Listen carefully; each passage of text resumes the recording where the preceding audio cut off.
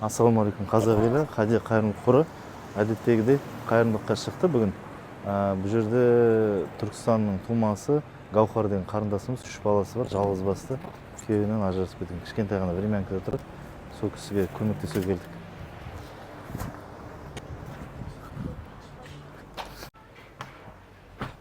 Гаухар, кіре берейік па?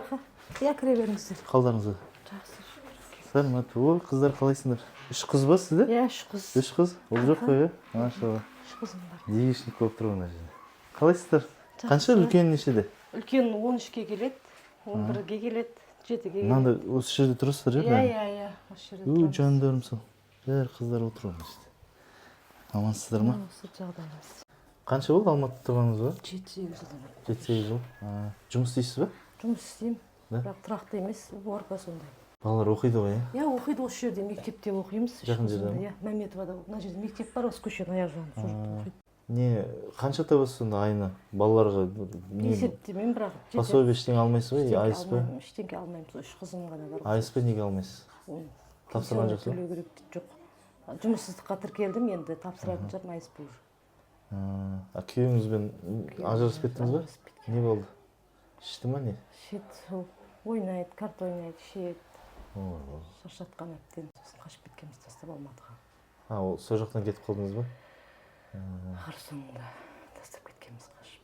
Понятно. Мынаған қанша төлейсіздер? 55 мың. 55 осында кішкентай жерге ма? Еще плюс квартплата, да? Иә, ком услуга. Зарплата анда-мында жұмыс істейсіз, жетпейді ғой? Жетпейді, иә. Ет жоқ қой, де? Ет жоқ. Понятно. Ата-анаңыз бар ма?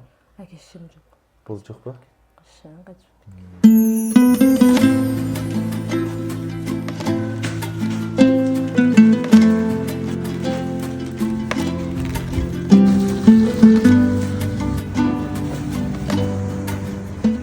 Рахмет, Хадия қорына осындай азық-түлікпен қамтамасыз етіп, Алла разы болсын, істеріңіз алға баса берсін.